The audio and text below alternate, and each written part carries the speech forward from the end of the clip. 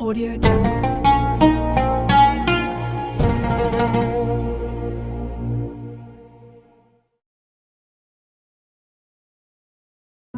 Bismillahirrahmanirrahim.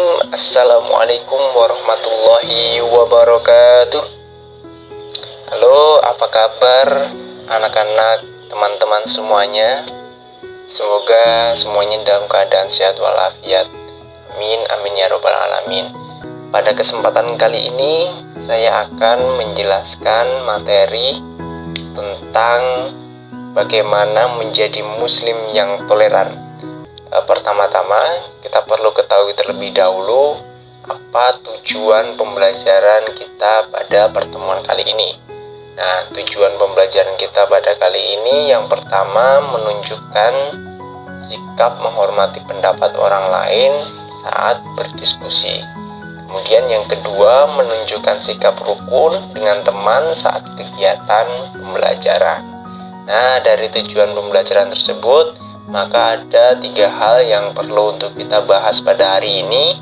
Yang pertama mengenai pengertian dari toleransi. Kemudian yang kedua ayat dan hadis tentang toleransi. Dan yang ketiga hikmah dari toleransi. Perlu diketahui, toleransi adalah konsep untuk menggambarkan sikap saling menghormati dan saling bekerja sama di antara kelompok-kelompok masyarakat yang berbeda, baik secara etnis, bahasa, budaya, politik maupun juga agama. Toleransi berasal dari kata toleran, yang berarti batas ukur untuk penambahan atau pengurangan yang masih diperbolehkan. Secara etimologi, toleransi adalah kesabaran, ketahanan emosional, dan kelapangan dada. Sementara itu, secara terminologi, toleransi yaitu sifat atau bersikap menghargai, membiarkan, memperbolehkan dalam pendiriannya apa saja seperti pendapat, pandangan, kepercayaan, kebiasaan yang berbeda atau yang bertentangan dengan pendiriannya. Nah, selanjutnya, kalau dalam Islam sendiri bagaimana? Nah, di dalam Islam sendiri sebetulnya sudah dijelaskan di dalam beberapa dalil dari Al-Quran dan juga As-Sunnah atau dari hadis Nabi Muhammad SAW. Dari Quran contohnya ada Quran surat Yunus ayat 40 dan 41. Nah, mari kita baca sama-sama ya. وَمِنْهُمْ مَنْ يُؤْمِنُ بِهِ وَمِنْهُمْ مَنْ لَا يُؤْمِنُ بِهِ وَرَبُّكَ أَعْلَمُ بِالْمُفْسِدِينَ وَإِنْ كَذَّبُوكَ فَقُلْ لِي عَمَلِي وَلَكُمْ عَمَلُكُمْ أَنْتُمْ بَرِيئُونَ مِمَّا أَعْمَلُ وَأَنَا بَرِيءٌ مِّمَّا تَعْمَلُونَ.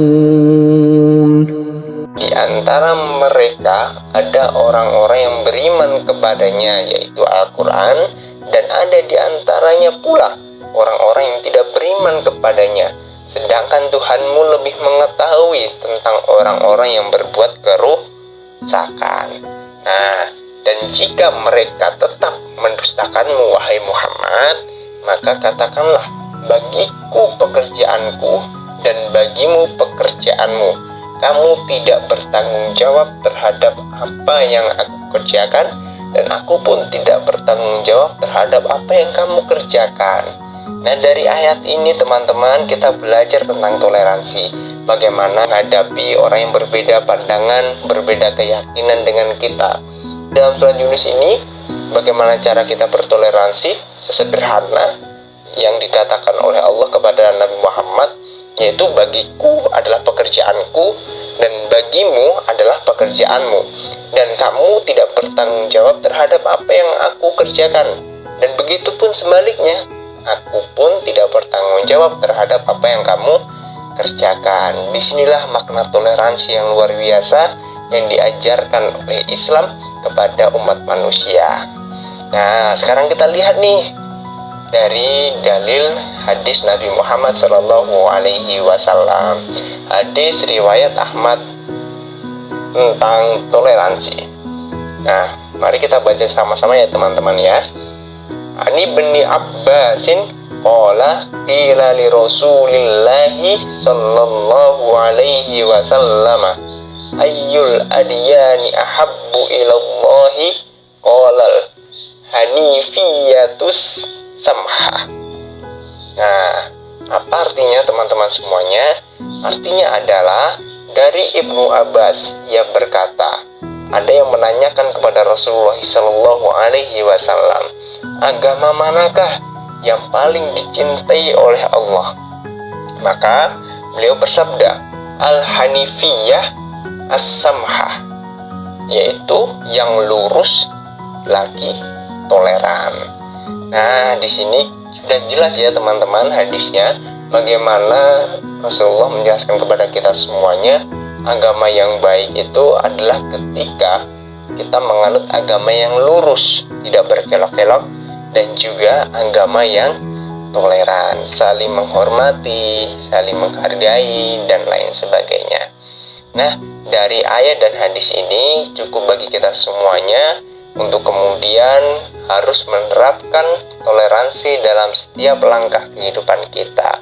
Nah, teman-teman semuanya, dari pengertian toleransi, maka kalau kita melaksanakan itu semuanya, kita akan mendapatkan manfaat yang sangat luar biasa. Nah, di balik itu semua ternyata juga ada hikmahnya. Apa sih hikmah dari melaksanakan toleransi? Nah, yang pertama, akan tercipta kehidupan yang aman dan tentram di dalam lingkungan masyarakat. Yang pertama. Yang kedua, tercipta masyarakat yang saling menghargai dan menghormati perbedaan.